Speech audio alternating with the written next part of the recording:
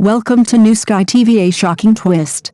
Zhai Yiying and Yuhang are teaming up for the third time in Summer's Desire, but Day and Night 2 kicked her out and then brought her back in. The day Summer's Desire officially announced Zhai Yiying and Yuhang's third collaboration, I saw the poster and froze for 3 seconds. My first thought was, again. The promotional tagline sounded so good, making up the regret of not being able to team up in Day and Night 2, I almost believed it, almost got moved. But the next second, I sneered. There aren't that many regrets to make up for in this world, they clearly haven't made enough money. Going back a month, to May 2026, when Day and Night 2 started filming, Zhai Yiying was clearly kicked out, the high-sounding reason being scheduling conflicts.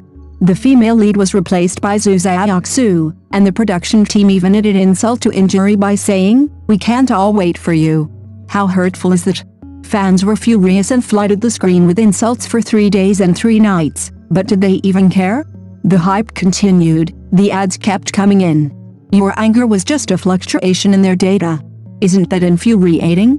But now, the same company, the same couple, the same formula, just in a different guise, and they call it making up for regrets.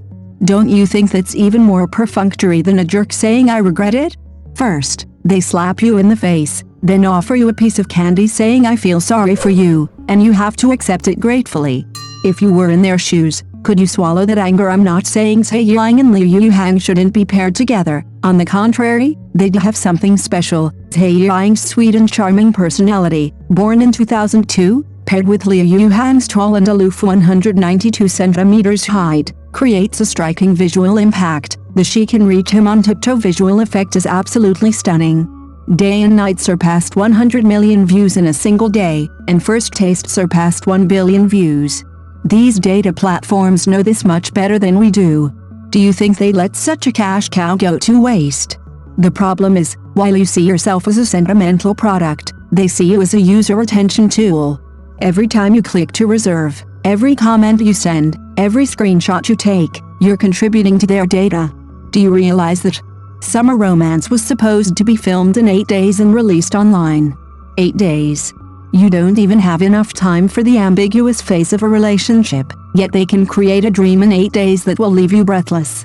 Is this efficiency art or industrial assembly line? Don't you have any sense of the consequences?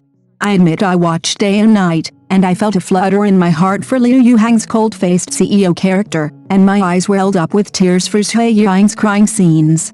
But that was my genuine feeling, something I willingly offered, not a bargaining chip for them to repeatedly cash in on. Do you understand the feeling of being overdrawn? The short drama market has become like this, with the same cast working together 3 times in the same field, professors replaced with domineering CEOs, the salt words IP renamed with a different author, and the chasing after the wife trope reversing its direction. Essentially, it's just the same old wine in a new bottle. Speaking of the original author, Wang Armiro, I also read a few chapters of Mr. Joe in Love. It was sweet, but after the sweetness wore off, could you remember any of the vivid, real moments?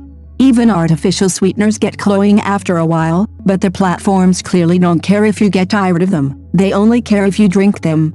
If you drink them, they win. If you don't, they'll just give you a new straw and keep feeding you.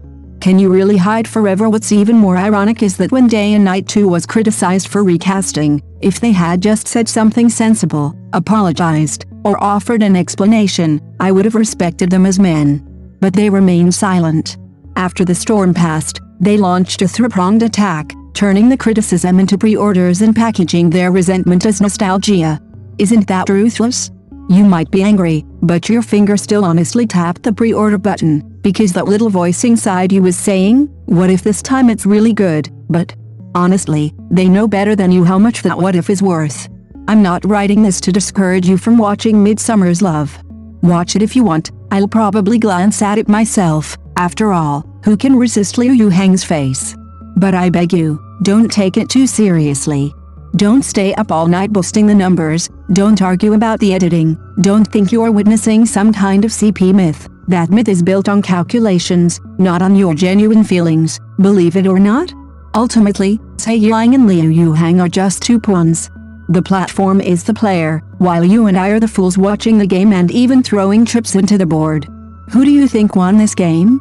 It certainly wasn't us. Thank you for watching the video. See you in the next video. Thank you.